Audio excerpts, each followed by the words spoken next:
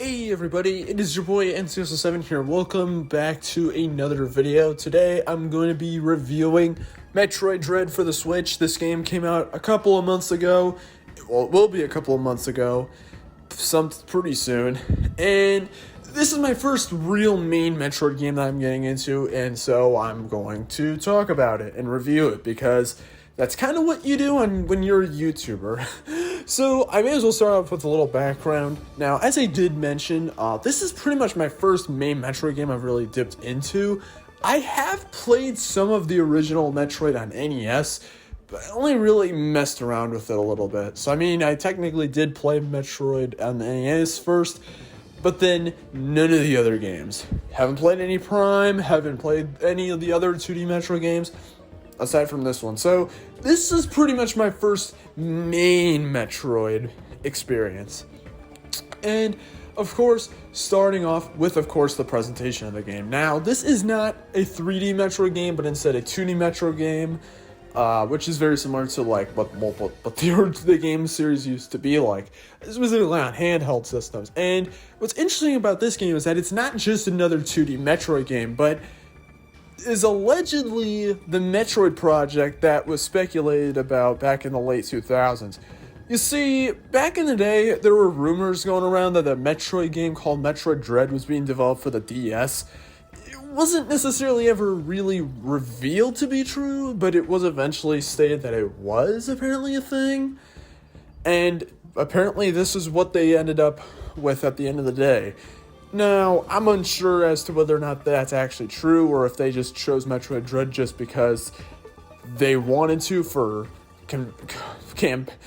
marketing campaign. I don't know, but regardless though, that doesn't really matter at the end of the day. What does matter is if the game's good or not, and well, we'll get into that in a second, but going off on the presentation, it's pretty much another 2D Metroid game, but it's now done in beautiful 3D and HD. I mean, there was Metroid Samus Returns, I believe it was called, on the 3DS, which was similar as it did use 3D models as opposed to the 2D sprites that were used in the earlier games, but this is the first one we have in HD, and it's so good, and it runs so well too. 60 FPS gameplay. Now that is amazing. It runs so damn well. Though the cutscenes only play at 30 FPS, they still look quite good, and the game overall just looks really good in general. Even if the game does look kind of isolated at points, that kind of is the whole point of the series, isn't it? Though, what can I say? I haven't even played much of the series at all. But even so, the presentation-wise, the game is really good. And now, onto the story. Now, I'm not going to really talk too much about the story. Basically, Samus gets trapped on this planet that is pretty much mostly abandoned, except for a couple of enemies, and as well as this new enemy called Emmi, aka the worst things in this game, which are basically just these assassins that kill you in one shot. I'll get more on that later, and you basically have to, well, escape, pretty much, as well as getting all of your powers back, as you basically lose all your powers at the beginning of the game. So, yeah, and there's much more lore in the game that I didn't mention at all because I don't really know a lot about the lore, but all I can say is it probably fills that void if you like Metroid lore. But at that point, you probably already played the game, so yeah, but even so, story is pretty good. Now on to the gameplay. Now, this is pretty much a 2D shooter game, shoot 'em up game. You basically move left to right very quickly, and you shoot things. That's pretty much the game. You move from room to room in what's basically a kind of maze-like style to traverse from one area to the next, collecting various power-ups or defeating various bosses. Your objectives can be different based on where you are. And overall, the gameplay is pretty good. And like I said before, you unlock abilities throughout the game, so you're constantly learning new moves, but at the very basics of it all, you do have like a wall jump that you can do. You can have a slide ability that allows you to slide underneath stuff. And then in terms of your arsenal, you have the normal blaster shots. You also have a charge blaster, and you also have missiles that you can unlock throughout the game, whether recharging them at a station or even increasing them by finding various collectibles. And you also have melee as well, as using the X button it allows you to kind of do a swing that allows you to combat certain enemies much more effectively. it's really, really good and very fast-paced, which is really cool because, honestly, I feel like this works very well when it's fast-paced. See, that's what I don't think works with Metroid on the NES. It wasn't very fast-paced. It was kind of slow. But even so, the gameplay is pretty good, though there is one thing I don't like super much, and that is just the simple fact that the game really doesn't tell you where you're supposed to go for some of this stuff. Like, they'll mention to you, like, oh, you should maybe go get this next ability, but honestly, they really don't tell you. They more so just kind of let you explore around, and that's fine. Honestly, this is a game that really is based around exploring, as some areas you can't get to because you don't have certain abilities, but when you do get all those abilities, then you can explore those areas, and that's kind of the joy of the whole thing. But even then though, I do wish that the game gave you a better idea of what you're supposed to do, because sometimes it really does feel like you're actually just in a maze, and when you want to actually start figuring out what you're supposed to do, the game doesn't really give you the best idea on how to do it. And also, one thing that I will say right now that is kind of partially me, but also partially not, this game's difficulty. Now, this game is not easy, and it comes from one very specific thing. Honestly, the game isn't really that easy in the first place, as you do have to be very, very quick. And that it is a little bit annoying, but it's not really that big of a deal until you reach the Emmi zones.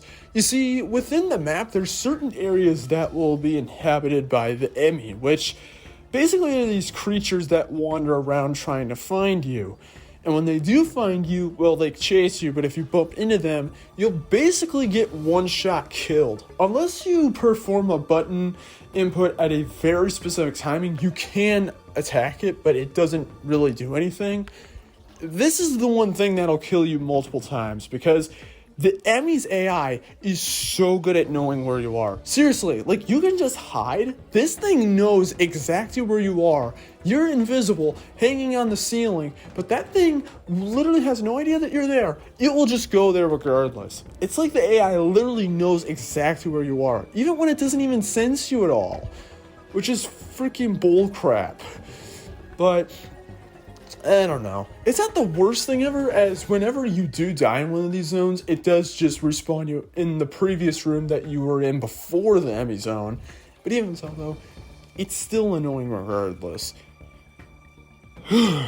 So pretty much that's all I really have to say gameplay-wise. Overall, it's really good. And honestly, even some of the cons I mentioned could be pros in and of themselves. Some people may like this stuff. Personally, I'm not the most into it, but I do definitely see what they were going for. So overall, gameplay is pretty solid. Next is the controls, and honestly, I'm a little iffy on the controls. For the most part, the game controls fine, but even so though, there are some times where you have to be so fast, but the controls of the game feel so awkward at times. Like, I don't know, I feel like it wouldn't be the worst thing. Maybe it's just a thing of getting used to it or something like that, but sometimes I can just get killed quickly because sometimes I just don't get a good use of the controls. Considering you have to use a charge blast thing, which basically requires holding down on the Y button, it's not the easiest thing to do when you're getting slaughtered by enemies left and right, when some enemies can only be killed by using those specific attacks. It's a little annoying, but honestly, control-wise, it's good, but it definitely could be much better. Now, in terms of content of the game, now, this game, I would say, is around like 9 hours in terms of finishing the main game, but there's a lot of other stuff to collect. Like, that's kind of the whole point of the game. Like, finishing the game isn't necessarily the main focus, it's collecting everything. And that will take you quite a bit of time, so for $60, you get quite a bit. And besides, it's a unique experience as well, as it's not necessarily something you can find on, well, the Switch. I mean, the only other thing you can find are the earlier Metroid games, which most of them aren't on Switch, so yeah. But even so, the content-wise, the game is really good. And soundtrack-wise, the game's pretty good too. It doesn't really have a lot of like big songs or anything like that, like in-your-face music or anything, but it uses a lot more ambient sounds, which works well. I mean, when this game kind of feels very isolated at times, having that ambient sound just works much better in my opinion. So sound-wise, game's pretty good. And now into my final thoughts. This game is pretty dang good, but I do not think it's a perfect game. I think the game is really good, and I'm really glad that Nintendo gave Metroid another chance. considering they've kind of had a bad track record of keeping this series alive in the recent years. But even so though, Metroid Dread is really, really good, and I definitely would recommend at least trying the game out. Hell, this game actually has a demo, so give the game a shot if you haven't bought it yet, and see what you think of it for yourself. Most games don't have demos nowadays, so be happy. But even so though, I don't think the game is perfect. I do have issues with the controls, some difficulty balancing being kind of off, and also just a little bit of things of, I don't know, maybe knowing where I need to go next so I can at least somewhat progress the story. But it's not really the biggest issues ever. But because of that, I am docking a couple points. So on my scale of 0 to 10, I'm giving Metroid Dread a 7.8 out of 10. I do definitely recommend that people try this game out, and I am glad that people did get this game. I'm glad that Nintendo's giving this game series another chance. But even so, the Metroid Dread is really good, but I do have enough complaints to push it down a little more than 2 points down. But even so, though, those are only my thoughts on the game, and my thoughts are indeed facts. So if you want to leave me your thoughts on the game, well, let me know in the comment section, where I'll just tell you that you're wrong. I'm kidding. My opinion is not fact. It is merely an opinion. But with that being said, if you want to let me know what your thoughts are on the game, let me know in the comments below. Hit the like button if you enjoyed the video and want to see other content. Can't really promise Metroid content, but I mean, I did make a rage video of Metroid Dread, so you can check that out. I'll leave it in the end card. And of course, subscribe if you're brand new to see more content like this. With that being said, this is NCSO7 signing out. Peace.